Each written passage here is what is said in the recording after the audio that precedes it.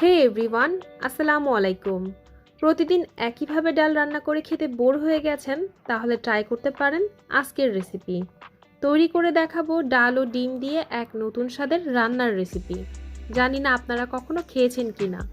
আর খেতে কিন্তু মাছ মাংসের চেয়ে কোনো অংশে কম হবে না। এটি খেতে যেমন সুস্বাদু, সেই সঙ্গে খুব সহজে এটি বানিয়ে ফেলতে পারবেন। আজকের রান্নার জন্য 1 কাপ মসুরের ডাল নিয়েছি। প্রথমে ডালটাকে ধুয়ে নিতে হবে। কয়েকবার পানি চেঞ্জ করে ডাল ভালোভাবে ধুয়ে নিয়েছি। একটা প্যানের মধ্যে ডাল দিয়ে দিচ্ছি। ডাল সিদ্ধ করার জন্য পানি দিয়ে দিচ্ছি। আমি এখানে 1 কাপ ডালের জন্য 3 কাপ পানি দিয়ে দিচ্ছি। দিয়ে দিচ্ছি একটা তেজপাতা। আর ডাল সিদ্ধ করার সময় হলুদ বা অন্যান্য কোনো মশলা দেওয়ার প্রয়োজন নেই।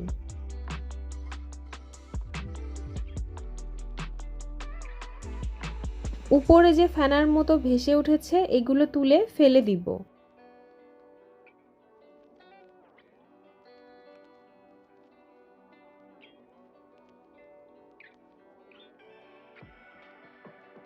প্রথমে চুলার ফ্লেম হাইতে রেখেছিলাম, এখন চুলার ফ্লেম মিডিয়াম লোতে রেখে ডালটাকে সিদ্ধ করে নিব। যদি 3 কাপ পানি দিয়ে চুলার ফ্লেম বেশি বাড়িয়ে দেন, সেক্ষেত্রে ডাল সিদ্ধ হওয়ার আগেই পানি শুকিয়ে যাবে। তাই সেক্ষেত্রে চুলার ফ্লেম মিডিয়াম লোতে রেখে ডাল ভালোভাবে সিদ্ধ করে নিতে হবে। আর মাঝে মাঝে 2-3 বার নেড়ে দিলেই চলবে। নিচে হালকা একটু পানি রয়েছে, হালকা পানি থাকলে সমস্যা নেই, আবার পানি শুকিয়ে ড্রাই হয়ে গেলেও সমস্যা নেই, ডালটা সিদ্ধ হলেই চলবে। ডালটা সিদ্ধ হয়ে গেছে, এবার চুলা থেকে নামিয়ে নিব। এখন একটা প্যানে সামান্য সয়াবিন তেল গরম করে এর মধ্যে ডিম দিয়ে দিয়েছি। আর সবগুলো ডিমে এভাবে দাগ কেটে নিয়েছি। এর মধ্যে দিয়ে দিচ্ছি সামান্য লবণ।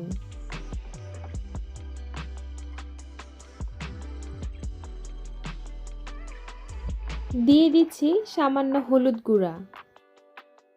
এবার ডিমগুলোকে হালকা করে ভেজে নিব।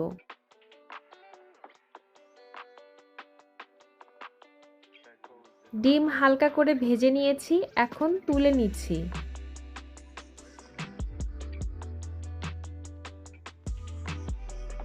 এবার ওই একই প্যানের তেলের মধ্যে দিয়ে দিচ্ছি 1/3 কাপ সয়াবিন তেল। তেল হালকা গরম হলে প্রথমেই দিয়ে দিচ্ছি 1 চা চামচ জিরা। একটা তেজপাতা মাঝখান থেকে ছিঁড়ে দিচ্ছি। দিয়ে দিচ্ছি 2টা শুকনা মরিচ। এগুলোকে হালকা একটু ভেজে নিব।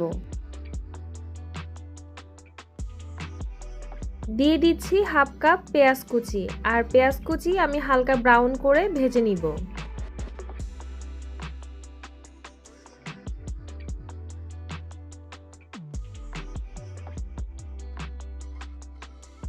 পেঁয়াজ কুচি হালকা ব্রাউন করে ভেজে নিয়েছি। এখন দিয়ে দিচ্ছি 1 চা চামচ আদা বাটা। আদা বাটা দিয়ে আমি আরও একটু ভেজে নিচ্ছি। এক্ষেত্রে একটা কথা আপনাদেরকে একটু জানিয়ে রাখি, পেঁয়াজ কুচি যদি আগে বেশি ভেজে ফেলেন, তাহলে আদা বাটা দেওয়ার পর ভাজতে ভাজতে পেঁয়াজ কুচি আরও বেশি পুড়ে যাবে। তাই হালকা ব্রাউন কালার থাকতে আদা বাটা দিয়ে দিলে তাহলে সুন্দর একটা কালার চলে আসবে। দিয়ে দিচ্ছি টমেটো কুচি। এখানে আমি বড় সাইজের একটা টমেটো ছোট ছোট কিউব করে কেটে নিয়েছি।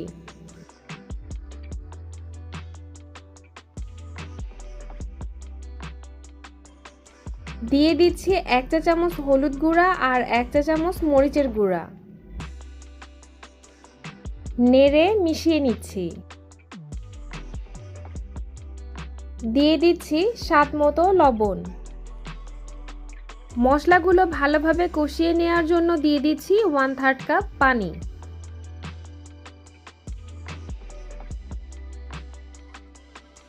মশলাগুলো থেকে তেল ভেসে উঠলে দিয়ে দিচ্ছি সিদ্ধ করে রাখা ডাল। আর ডাল দিয়ে আমি আবারও কিছু সময় কষিয়ে নিচ্ছি।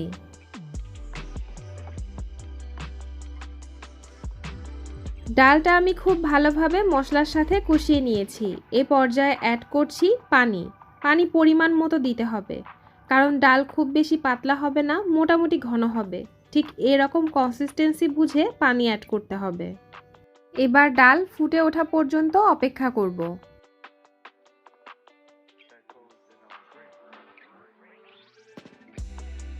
ডাল ফুটে উঠেছে, এবার আমি এর মধ্যে দিয়ে দিচ্ছি ভেজে রাখা ডিম। এই পর্যায়ে আমি একটু লবণ চেক করে নিচ্ছি, সামান্য আরও একটু লবণ দিয়ে দিচ্ছি। ডালে যে পানি আছে এটা একটু টেনে আসা পর্যন্ত অপেক্ষা করব। আর এই পুরো রান্নাটা আমি ঢাকনা বাদে রান্না করেছি। রান্নাটা অলমোস্ট হয়ে গিয়েছে। ডালের কনসিস্টেন্সিটা আপনাদেরকে একটু দেখিয়ে দিচ্ছি, ঠিক এরকম হবে। একদম পাতলা হবে না, আবার একদম ঘন হবে না। চুলাটা বন্ধ করে দিয়েছি আর উপর থেকে দিয়ে দিচ্ছি কিছু ধনিয়া পাতা কুচি। আর এটা ঠান্ডা হওয়ার পর আরও একটু ঘন হয়ে আসবে। এখন আমি এটাকে সার্ভ করে নিচ্ছি। নতুনদের জন্য এই রান্নাটা অনেক কাজে আসবে, আর ব্যাচেলার যারা আছেন তাদেরও কাজে আসবে। চাইলে ট্রাই করতে পারেন। খুবই সাধারণ কিছু উপকরণ দিয়ে তৈরি করে ফেললাম ডাল ডিম। গরম ভাতের সাথে খেতে অসম্ভব মজাদার হয়ে থাকে। চাইলে রুটির সাথে পরিবেশন করতে পারেন। একদম সহজ একটা রেসিপি শেয়ার করলাম। রেসিপি ভালো লাগলে পেজে লাইক আর চ্যানেল সাবস্ক্রাইব করে নিয়মিত চ্যানেলের সাথেই থাকবেন। সবাই ভালো থাকবেন, সুস্থ থাকবেন। আল্লাহ হাফেজ।